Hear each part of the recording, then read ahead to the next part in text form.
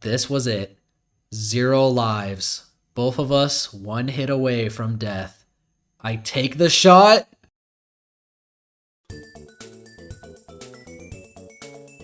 So one day, I was just sitting on the couch with my roommate playing some Kirby Return to Dreamland co-op when I had a thought.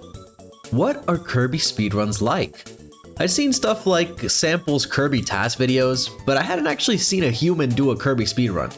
I'd seen so many like Mario, Zelda, Metroid, even Pokemon speedruns, and I'd never seen a Kirby speedrun.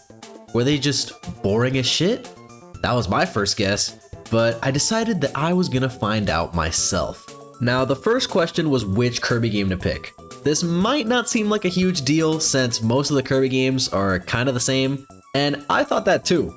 This led to me saying, fuck it, and picking my childhood Kirby game, one of the first games I played, Kirby Nightmare in Dreamland for the GBA. Now, this would turn out to be kind of a mistake, but I'll explain why later. With my game now chosen, I went to watch the speedrun.com beginner's guide. If he moves forward. Here you're going to want to follow this pattern exactly. Any other pattern will likely result in you getting hit. Sniped by a hothead or I'm definitely not going to follow that pattern. Okay, you know what? I might just skim this, because I feel like it's just holding right. The tornado I'm going, and then I'll show Burning. What? Because, you know, no disrespect, obviously. Like, this guy is pretty goated. But, I'm not gonna remember all the pattern stuff. I already forgot the pattern from the other level. So, I'm just trying to see if there's any tricks. Yeah, this hallway. This is pretty much just like running right and knowing what abilities to take and what times. Or at least for a beginner. Like, this guy knows all the enemy patterns and stuff and, like, hugging the ceiling to not get hit. For me, it's just going to be remembering what ability to get at what time, which I'll probably forget. Now, I did watch the entire thing. I only skimmed a little bit, alright? But I wasn't really wrong. At a beginner level, most of this game is just about learning enemy patterns so you can hold right without getting hit for as long as possible. The guide was still useful for knowing what abilities to grab and when, along with some small things and some tech that would be useful later, and it was also really useful for the boss strategies. So you want to get real close. Just cancel. Okay. I would not have done that. The boss strategies are actually useful. Okay, so now we're on the ability. The levels, I'm not going to remember anything, but I'll remember that. This is pretty much all high jump. That was pretty much the gist of what I learned from the guide, along with a few smaller tricks that I'll highlight along the way. Anyway, with a bunch of enemy patterns that I wasn't going to remember in my head, I set out on my first Kirby speedrun.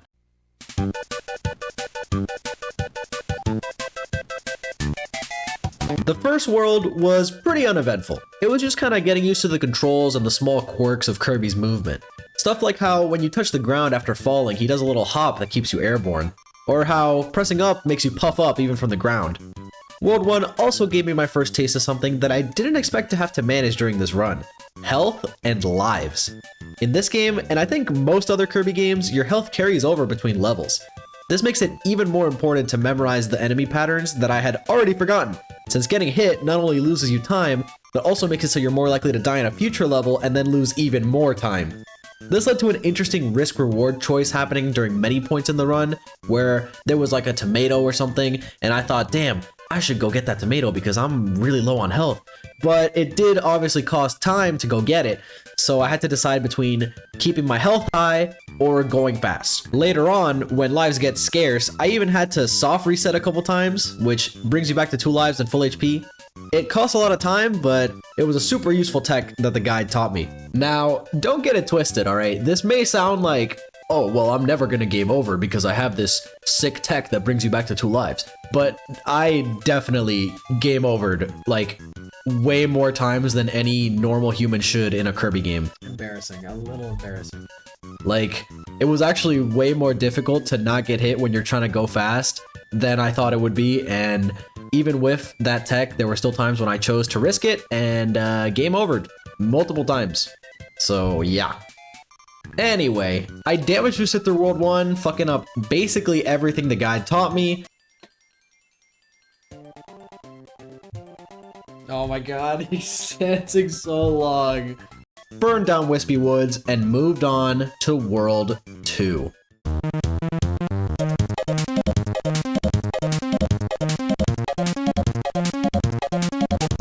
I start off World 2 by immediately taking my first death of the run, losing Burning, and then having to slowly run through the entirety of 2-1.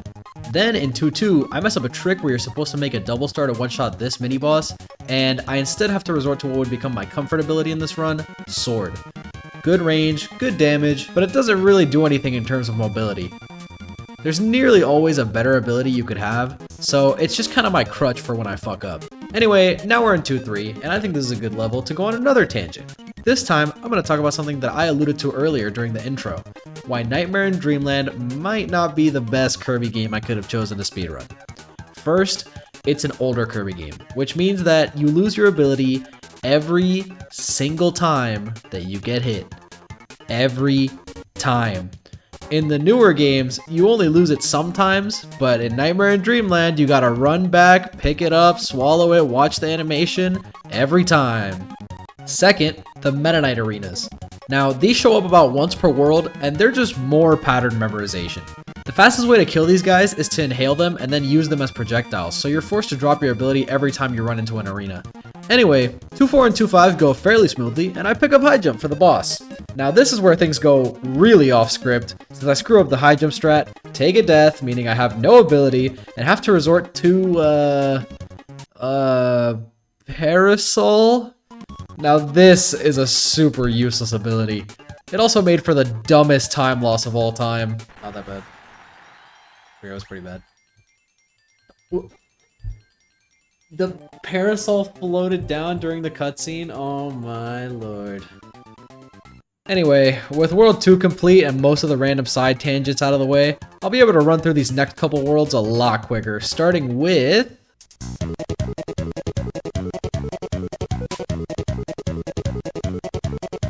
World 3 is a very vertical world in which you're meant to use the high jump ability from World 2 to go as fast as possible. However, since I died against the paint roller, I didn't have high jump, I had Parasol. That made 3-1 and 3-2 a huge slog until in 3-3, the savior appeared. Only for me to immediately have to drop high jump in 3-4 because there was a Meta Knight arena. See what I was talking about earlier? Anyway, I pick up my comfort ability again in 3-5, and then high jump again in 3-6 to use on the boss. I was actually pretty proud of the Mr. Shine and Mr. Bright fight, as for the first time I actually managed to do the boss strategy decently well. I think this is the cleanest boss fight in the run, probably.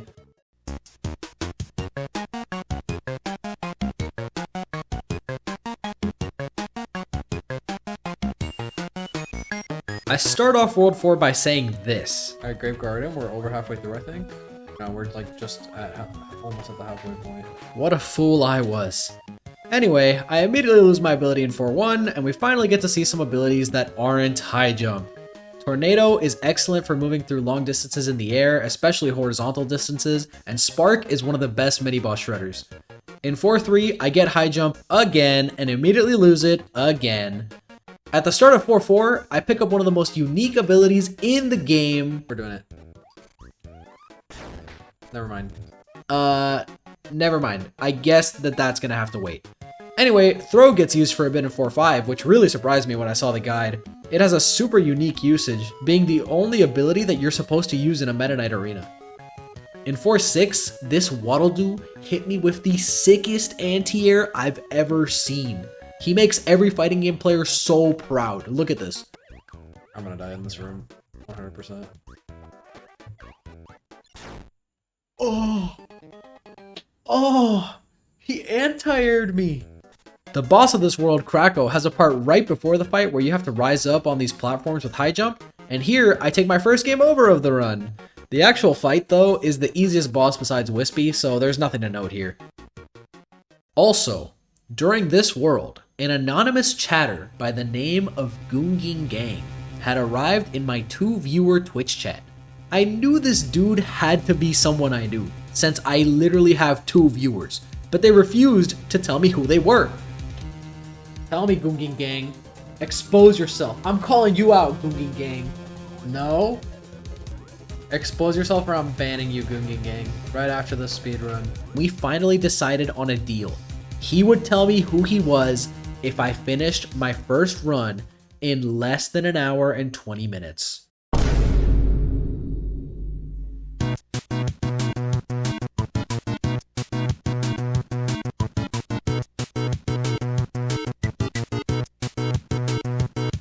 With a new goal in mind, I went into World 5.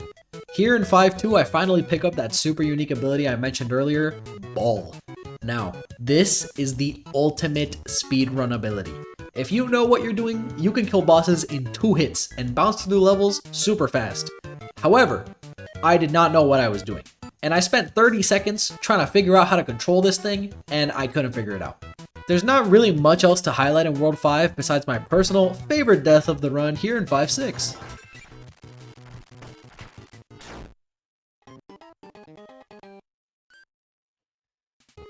Really good, I'm really good, I'm really good, I'm really good. There's also this cool mix strat you use to get hammer for the boss. I said hammer. I didn't forget what you did in World 2, Parasol. Anyway, now that we have hammer, we can easily... Okay, that was a pretty bad fuck up. Even had to soft reset to get hammer again. Oh my god. You know what? Fine. Parasol's the boss killer, I guess. Parasol it is. Oh, Parasol. Wow, Parasol's so good. Jesus Christ.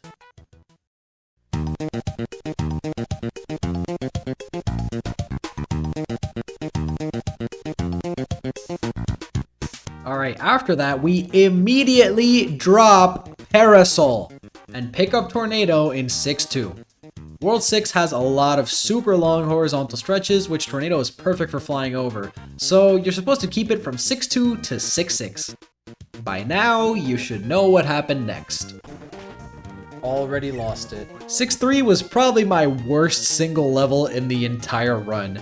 Died to a mini-boss, got lost in a maze of doors, slowly meandered around at 1 HP, praying and hoping that the level would end, but alas, it was back to the start of the level.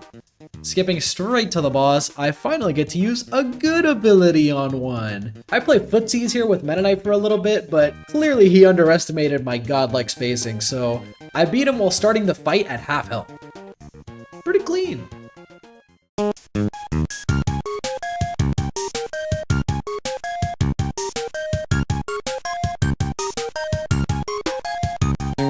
Now it's finally the last world. 7-1 went by so fast that I literally forgot to press the split button, but 7-2 is regarded as the hardest level in the game. It's a non-stop mini-boss gauntlet where you're supposed to use Ball to two-shot them as fast as possible, but clearly that wasn't happening with my skill level. Instead, I go in with good old Spark and manage to beat the level without dying. I was actually pretty proud of that one. 7-5 has another of my favorite deaths featuring this incredible hitbox. And it's also in contention with 6-3 for being my worst single level in the run. Another slow mini-boss, another game over, and another level I had to restart from the beginning. 7-6, despite being a cool retro level, is pretty annoying. And I had to spend the whole level wondering what the fuck I'm gonna do for the DDD fight. You're supposed to use Ball and two-shot him. Wow, never heard that before. But again, I can't do that, so no, I'm not gonna use you, Parasol. The audacity they have to put this right before the DDD fight. If I'm gonna use a trash ability, I might as well use one of my favorite abilities in the Kirby series, Cutter. And honestly, it didn't even go that bad.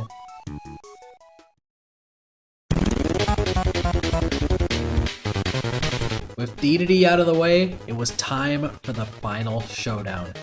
6 minutes left before Gungan Gang's deadline. Full health, full lives, I was coming into this as prepared as I possibly could be.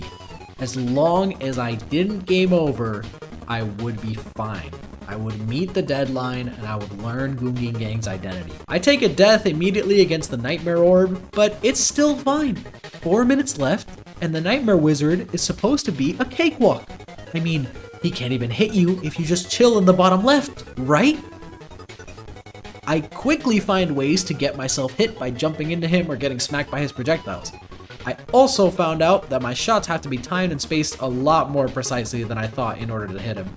Another death. No more second chances. What the fuck?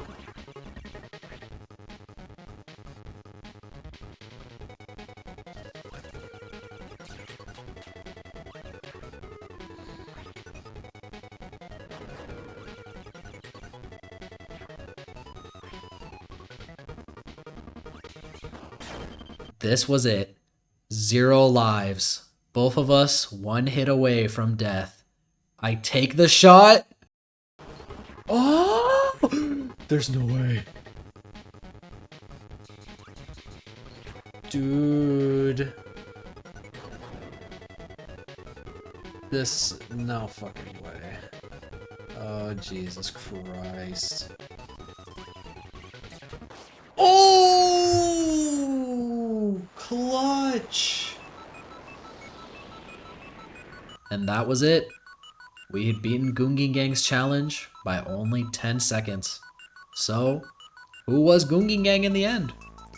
Well, I'm sorry to disappoint you, but it wasn't Mr. Beast. If you think back, there's only one other person that I've mentioned in this entire video.